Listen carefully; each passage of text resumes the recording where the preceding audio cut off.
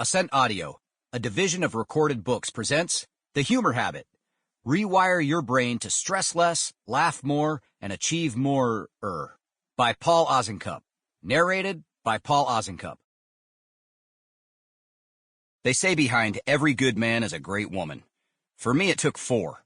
For my mom, Debbie, my sisters, Allie and Lori, and for my incredible wife, Kelly. Introduction. I don't want to live my life as an actor in a drama just to reach the end and realize I was the director and it could have been a comedy. Do you get stressed out, burned out, or checked out? Do you feel overworked, overcommitted, and overwhelmed by the demands at work and home? If the answer is no, then thanks for scanning this, AI bot, and please forward this book on to a human. I wrote this book for anyone who wants to be less stressed and live a little lighter, which really only excludes infants, transcendental philosophers, and Matthew McConaughey. If you're like me, you're 5'4" and bald. But now that I think of it, that's not really applicable to this book, so let's start over. If you're like me, you get stressed out. Sometimes the stress is manageable, maybe even helpful, and other times it's a full-blown freak out.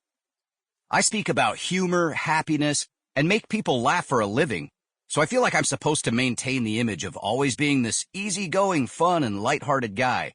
While I do think I'm all of those things, the truth is, I also have my fair share of freakouts. I've screamed into pillows, stomped my feet like a 2-year-old. I've even been so stressed I hit myself in the face. I know that sounds weird, and it caught me by surprise too. Apparently I've got a jab like Mike Tyson, but at times my stress could get out of control. Even when I wasn't going full toddler Tyson, stress could get the best of me, keeping me up all night worrying about things that were never as big of a deal as my brain made them out to be. When I was in graduate school, my doctor told me my stress was so bad I had developed an arrhythmia. I said, "An arrhythmia? Oh, don't worry, I've never had rhythm." He was like, "No, idiot, arrhythmia is an irregular heartbeat." Man, I was quite the catch. A short, bald, 24-year-old stress case with heart problems and no rhythm. But I wasn't always such a stress case. In fact, as a kid, humor was a core part of who I was. I loved getting laughs and even began to see the power of humor at a young age. The first time I remember noticing the influence and effect of humor was in 3rd grade. I was distracting other kids by talking and was promptly yelled at by Mrs. Temple, who glared at me and yelled, "Paul, you have diarrhea of the mouth." Half the class laughed and the other half went, "Ooh," because it was a pretty sick burn. Now, I was embarrassed, and without thinking, I put my open palm to my bottom lip, looked at Miss Temple, and said, "Aw, sick, it's running down my chin." That unsophisticated, yet age-appropriate retort earned me a raucous laugh from my classmates, and a trip to the principal's office. The principal asked me what happened, so I told her, "I said something inappropriate in Miss Temple's class?" The principal replied, "Tell us what you said." "Well, she said I had diarrhea of the mouth, so I said, 'Aw, sick, it's running down my chin.'" The principal and the other staff members in the office laughed. Then they quickly tried to straighten their faces as little smirks were peeking out the corners of their mouths. They couldn't be that mad at me, because it was funny. Of course, she collected herself and told me it was inappropriate with a fake stern look on her face. But I knew deep down she was thinking, "Not bad, kid." I knew I had discovered something, and I felt like a Jedi. Not only did the humor soften the blow in the principal's office, but it got me out of the stressful and slightly traumatic situation of being embarrassed by my teacher in front of the whole class. Fortunately, over time, I learned there are more sophisticated forms of humor than diarrhea jokes.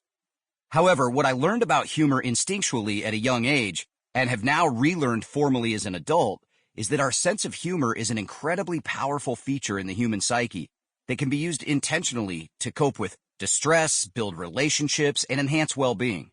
It came natural to me as a kid, but somewhere on the road to adulting, I developed a bad case of chronic seriousness that I've been battling ever since. And after speaking with people all over the world about the benefits of humor and how to use it strategically, I learned that I wasn't alone. Particularly the past few years have been tough, even as far back as 2015 BC, before COVID. The U.S. Surgeon General warned that both stress and isolation were at an all-time high, and were 2 of the most prevalent diseases in America. Now, after navigating a pandemic, we live in a strange new world where we're somehow even more stressed, more isolated, and more likely to clear a room with a cough than a fart. Okay, perhaps my humor hasn't become fully sophisticated. A new reality brings new stressors to add to the pile of original stressors that have been sitting in the corner since 2020 like that old pair of work slacks. The only difference is the stressors still fit. We need all the coping strategies we can find. For some, traditional mindfulness and stress reduction strategies like exercise, yoga, or meditation may suffice. But for many, those strategies just aren't enough, aren't the right fit, or require too many essential oils. Here's the good news. In this age of overwhelm, there's an untapped resource we all possess that helps foster connection and boost productivity and enhances our lives. And no, it's not Zoom. It's our sense of humor. Don't worry. I'm not just going to review all the research providing that stress is bad and a sense of humor helps. And this book isn't just a bunch of old jokes about the pandemic. Because the bad thing about a COVID joke is you don't want people to get it. When we're faced with stress, overwhelm, and trying times, people often say, you just need to have a sense of humor about it, or just laugh it off. It's great advice, but the problem is nobody ever tells us how to do that. When am I supposed to laugh things off? When I lock the keys of my rental car in the trunk just before needing to return it to the airport? Oh, look what I've done. Life is just so silly.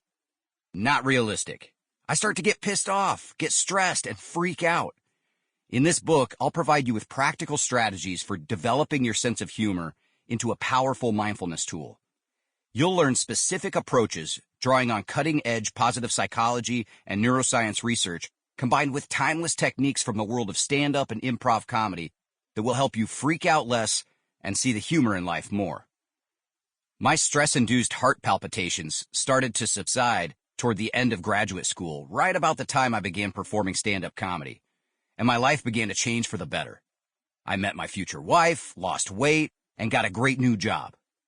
Did writing and performing comedy really cure my stress, make me healthier, and make my life better? No. I'm pretty sure I lost weight by simply skipping my midnight fourth meal chalupas, and there's nothing better for decreasing stress than finishing graduate school. The comedy thing is purely coincidental, although, knowing what I know now about the relationship between humor and stress, I'm certain it helped me cope. My master's degree is in higher education leadership and policy studies. No wonder I was stressed. Policy studies? Gross. As my career progressed, my focus narrowed to working with at-risk college students. Specifically, I worked with students who were in trouble with the law. I was a lead member of a multidisciplinary drug and alcohol treatment program for students with substance abuse and co-occurring mental health issues, and I taught graduate courses on communication and conflict resolution. Part of my job included investigating and adjudicating threats to campus, including incidents of domestic violence and sexual assault, as well as having difficult conversations with parents, attorneys, and students when a suspension or expulsion was imminent. I worked with college students in some capacity for over 15 years, and although it was stressful at times, it was extremely gratifying to watch people turn their lives around in the face of adversity.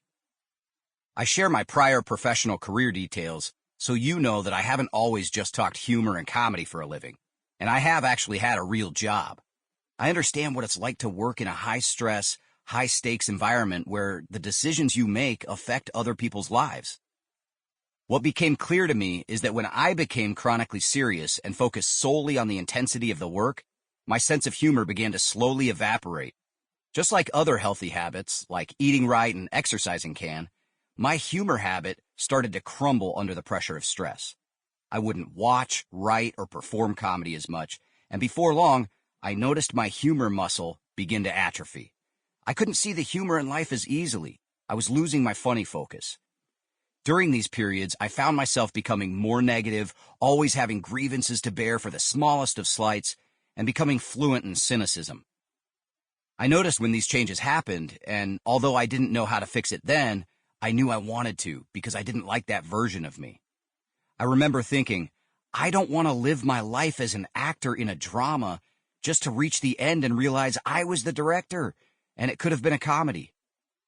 For years, it didn't occur to me that the amount of humor in my life affected my mood, my relationships, and even my work performance. Humor... Sample complete. Ready to continue?